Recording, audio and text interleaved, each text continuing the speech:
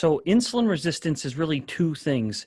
And I have to describe these two pillars, or rather these two sides of the coin that we call insulin resistance, in order to truly understand why it's connected, or rather how it's connected to almost every chronic disease. Now, insulin resistance itself is a term that was originally created to describe what is seen in an isolated cell culture, we call it. Like, imagine the kind of typical little petri dish of cells growing in a little incubator in a lab somewhere, like what I have across the hallway in my lab right now. What we could do with fat cells or muscle cells or liver cells, we could put chemicals on those cells and then spike them with insulin and then see what the insulin does. And we would detect, insulin isn't doing what it used to do as well as it did before. That is insulin resistance. So the actual term insulin resistance really reflects this one phenomenon that some cells in the body, not all, and we need to keep that in mind when I describe the other aspect, the other half of insulin resistance, but some cells of the body don't respond to insulin as well as they did before. So, and importantly, every cell in the body literally has insulin receptors. In other words, every cell in the body is going to respond to insulin in some way, or rather, insulin, if I flip it, can stimulate every cell in the body to do something. So some of those cells stop responding as well to insulin. That's the insulin resistance aspect of it.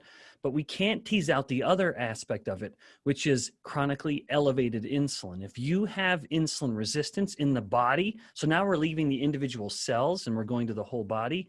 If you have insulin resistance in a clinical situation, for example, then you have hyperinsulinemia, or in other words, elevated insulin. And that's important because remember, some cells continue to respond to insulin as well as they ever did.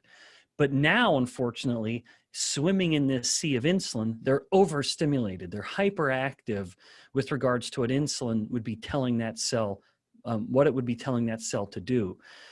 That is insulin resistance. And then your follow-up question of why it matters, it's because almost every chronic disease in some way, to some degree, is going to be either caused by this confluence of these two things that I'm calling insulin resistance, or it's going to be made worse or exacerbated by insulin resistance. And this covers an enormous spectrum of disorders, which was certainly part of the reason I wanted to write the book. But things as seemingly distinct, you'd hear these disorders and you would think they have nothing in common. Things like Alzheimer's disease, migraines, fatty liver disease, infertility like polycystic ovarian syndrome in women, or erectile dysfunction in men, hypertension, osteoarthritis, and more, much more. You'd hear that list and think those are not related to each other at all. And yet, to a very large degree, in some instances completely, insulin resistance is the common root. I could imagine someone who would hear this discussion at some point in the future, and they would think through their day, and they open their medicine cabinet, and you have this guy who's taking a medication for his type 2 diabetes. He's taking a medication for his blood pressure. He's taking a medication for his erectile dysfunction. And what he could do is realize, wait, these medications are just trying to trim these branches coming off of this sick tree. And so rather than just focus on pruning these little branches that are always going to grow back, because a medication will never solve these problems, you just cut down the tree. You acknowledge the common root here. And so when you acknowledge the role of insulin resistance as being fundamental to so many of these diseases, and they really are, I would encourage anyone who reads the book, please look at all the citations that I reference in the book to know that I'm not just pulling this out of thin air, but you acknowledge the role of insulin resistance as a common cause. And then once you do that, you acknowledge the role of lifestyle as a solution to the insulin resistance, because it is at its core a lifestyle problem. And the food we eat, as I like to say, is the culprit or the cure. And so we just have to shift it. If the food has been the culprit, let's change the way we eat and let it start working for us rather than against us. And when I hear of, say, a physician who's started to change because they've sort of been converted, they've seen the light, it is like they have a renewed enthusiasm for their career. I have a very good friend here in Utah who had been practicing medicine for over 20 years and just getting a little discouraged with what he thought in his more honest moments was his inability to actually heal people, especially those that would come in with type 2 diabetes. Yep. And, you know, they'd leave with a prescription for metformin, and then eventually they would graduate to insulin therapy and more and more. And the only follow-up visits with these individuals would be increasing the dose of the medication. But the problem with that paradigm is, you know, for example, type 2 diabetes, it is not caused by a lack of metformin. A lack of metformin is not the cause of this disease. So giving the drug, whatever the disease, isn't going to cure the problem. You have to take that more fundamental view, which is the drug will only treat a symptom. What's the cause? How can I address it? And so this friend of mine, Steve Barry, he's sort of flipped that switch and has, like I said, just a renewed enthusiasm. He is healing people. And that's a bit of a cliche word, but type 2 diabetes is classically looked at, which is fundamentally an insulin resistance problem.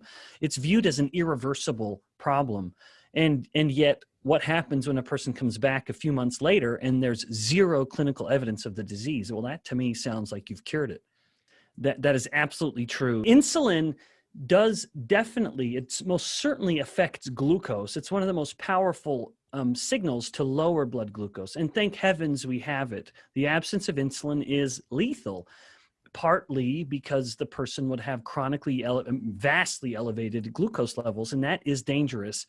And it can lead to a coma and death, not even over that long of a period of time. So you eat a starchy, sugary meal, glucose levels will spike up. And if it stays too high for too long, that's unhealthy and even lethal.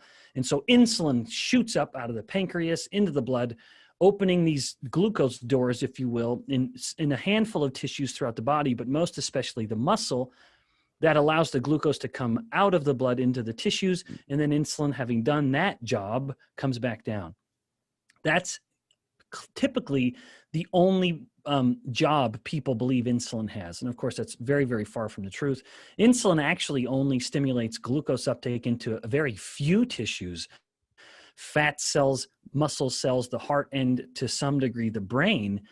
At every other cell in the body, literally every other cell that responds to insulin, doesn't have anything to do with glucose uptake. The theme of insulin throughout the body at every cell is, perhaps I could say that it tells cells what to do with energy. And to get a little more specific, it will tell cells what to do with nutrients, with the kind of base building blocks of nutrients, glucose, amino acids, and fatty acids, and then tell the cell what to do with those things.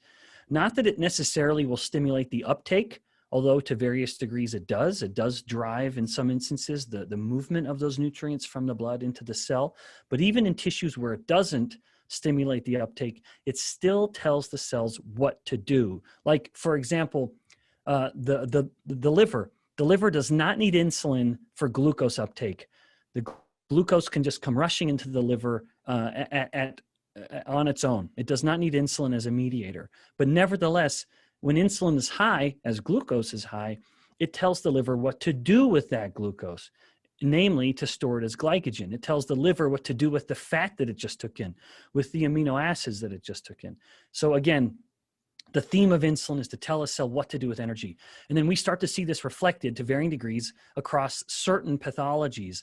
Like with Alzheimer's disease, as the brain has become insulin resistant, it now cannot get enough glucose to meet its energetic needs. And as the blood vessels become insulin resistant, now they don't get this signal to produce nitric oxide. And so they don't dilate as well, and they stay constricted, causing that being one of the main causes of hypertension. And then other diseases have nothing to do with the kind of anabolic effect of insulin, but more of just highlighting the variety of insulin's effects. Like, for example, the theca cells of the ovaries. The theca cells have a very unique job. Those are the steroid-producing cells of a woman's ovaries. And the theca cells have an enzyme in them called aromatase. And aromatase will mediate the conversion of testosterone into the estrogens. Of course, you know, estrogen is a sort of small little family of hormones itself. But aromatase mediates that conversion. All of the estrogens were once testosterone, and aromatase just converts them. And of course, ovaries do that more than testes do in a man, which is why a woman will have relatively higher estrogens. Insulin inhibits that enzyme, oddly enough. And when insulin is chronically elevated, like with insulin resistance, it inhibits aromatase too much. And now this woman's ovaries are producing too few estrogens to the point that she no longer ovulates, and too much androgens to the point that she now has maybe more coarse body hair like you typically see in a man. So all of this is just simply reflective of the myriad and variety of effects that insulin initiates throughout the body. And indeed, there are truly dozens of other examples I could go into, and in fact do at book length.